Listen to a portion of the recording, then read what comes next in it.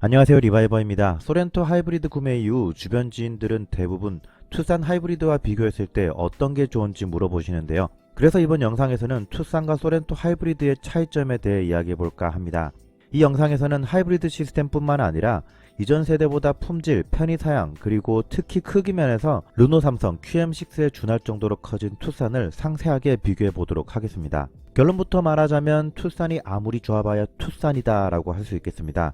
소렌토보다 더 최근에 출시된 차량인 만큼 편의 장비와 새로운 기능들은 투싼을 통해 선보일 수는 있으나 전반적인 완성도와 마감, 고급감은 소렌토와 비교 대상이 아닙니다. 투싼과 소렌토의 가격 차이는 바로 그것에서 나오는 것이죠. 그럼 지금부터 두 모델 간의 차이를 알아보겠습니다. 첫 번째, 투싼 하이브리드는 취등록세 할인 혜택을 받을 수 있습니다. 투싼 하이브리드는 빌트인 옵션을 포함하여 1600cc 하이브리드 연비 기준 15.8km/L를 만족하기 때문에 세제 혜택을 받을 수 있습니다. 반면 소렌토는 17인치 이륜구동 모델 기준하여 최대 15.3km/L의 연비로 세제 혜택을 받을 수 없습니다. 다만 저공해 자동차 혜택인 공영 주차장 할인은 받을 수 있습니다. 두 번째, 투싼 하이브리드에는 사륜구동 모델이 없습니다. 북미형 투싼은 사륜구동 옵션이 있고 정비 지침서에서도 사륜구동을 위한 디퍼런셜 캐리어를 볼 수 있지만 내수형에는 사륜구동 모델이 없습니다. 투싼 하이브리드에 사륜구동 시스템을 추가하면 하이브리드 세제 혜택 연비 조건을 만족하지 못하므로 사륜구동 옵션을 제공하지 않는 것이죠. 세 번째, 두 모델은 하이브리드 고전압 배터리의 위치가 다릅니다. 투싼은 2열 시트 하단에 가로로 배치되어 있고 소렌토는 조수석 아래에 세로로 배치되어 있습니다. 이러한 이유로 좌우 무게 밸런스 면에서 소렌토가 불리하다는 의견들은 있지만 그렇다고 해서 실제 주행 시에 조수석 쪽으로 무게가 쏠리는 듯한 느낌은 없었습니다. 배터리 용량은 1485W시로 동일합니다. 네 번째, 투싼 하이브리드에는 시동용 납배터리가 없습니다. 대신 별도의 12V 리튬 배터리가 적용되어 있고 방전이 되면 고전압 배터리를 통해서 리셋을 하여 시동을 걸 수 있습니다. 반면 소렌토 하이브리드는 트렁크 하단에 시동과 전자장비 작동을 위한 12V 납산 배터리가 있습니다.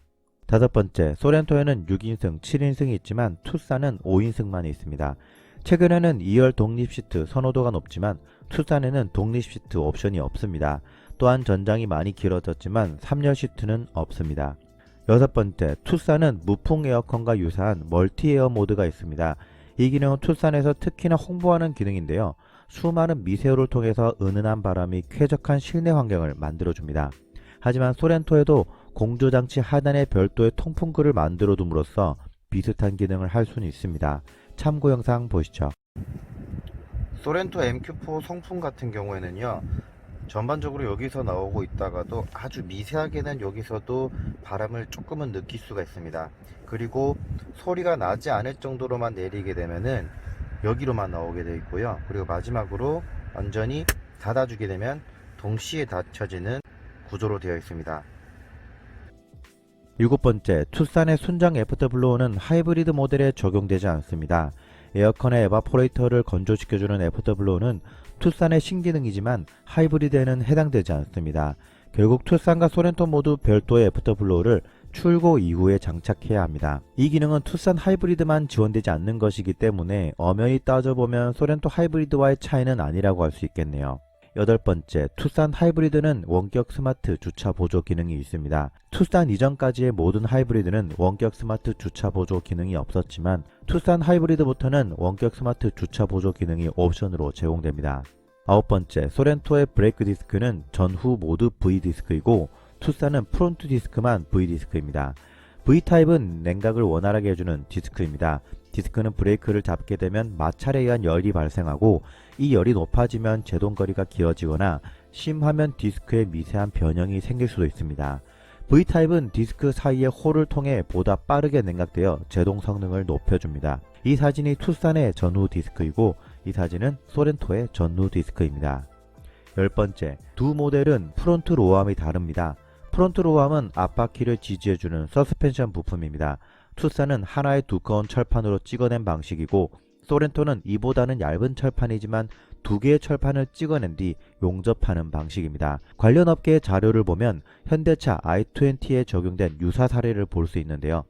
구형은 2.3mm와 2.0mm 두께의 철판을 찍어내고 그 사이에 레인프 부품까지 용접하는 3피스 타입입니다. 신형은 3.6mm 두께의 철판을 한 번만 찍어내는 원피스 타입입니다. 중량은 줄어들지만 고장력 스틸을 사용해서 인장 강도는 오히려 증가했죠. 원피스이지만 철판 두께가 두껍다 보니 무게가 크게 줄어들지는 않았습니다. 신형의 원피스 타입은 구형 대비 중량과 부품 수가 감소하였고 용접 길이가 줄어들어 수치 품질이 증대되었다고 하는데요. 만약 신형이 무조건 좋은 방식이라고 한다면 소렌토에도 원피스 타입이 적용되어야 하겠지만 소렌토는 구형인 3피스의 형태입니다. 투싼과 소렌토 하이브리드 각각의 무게는 1590kg, 1775kg으로 185kg의 차이가 있습니다. 결론적으로 무조건 신형 타입이 모든 면에서 우수한 것은 아니기 때문에 각각의 체급에 적합한 타입을 적용했다고 해석할 수 있겠습니다. 11번째, 두 모델은 전자식 조향장치인 MDPS 타입이 다릅니다.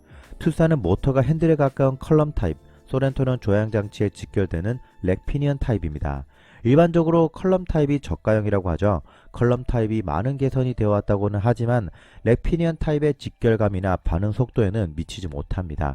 물론 대부분의 사람들이 이 둘의 차이를 느끼기란 힘들지만 만약 둘 간의 성능이 완전히 동일했다면 소렌토의 렉피니언 타입을 적용할 리는 없겠죠. 소렌토의 컬럼 타입을 적용하지 못하는 이유에 대해 추측한 것은 두 가지인데요. 첫 번째 추정 이유는 중량이 더 높은 소렌토의 특성 때문에 더 높은 출력의 모터를 컬럼 타입으로 배치해야 했고 결론적으로 로드나 링크, 기어박스의 내구성에 문제가 생길 수 있다는 겁니다. 두 번째 추정 이유는 고출력의 모터를 컬럼 타입으로 배치하기엔 공간적인 제약이 있었을 것으로 보입니다. 마지막으로 투싼은 헤드업 디스플레이와 일렬 시트백 USB 포트가 없습니다. 여기까지 투싼과 소렌토 하이브리드의 차이점 12가지에 대해 알아보았는데요.